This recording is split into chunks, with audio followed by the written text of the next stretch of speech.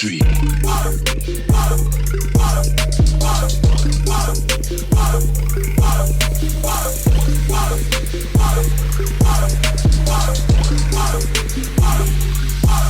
Yo, listen up, here's the story about a little guy that lives in a blue world. And all day and all night, and everything he sees is just blue. Like him, inside and outside, blew his house with the blue little window and a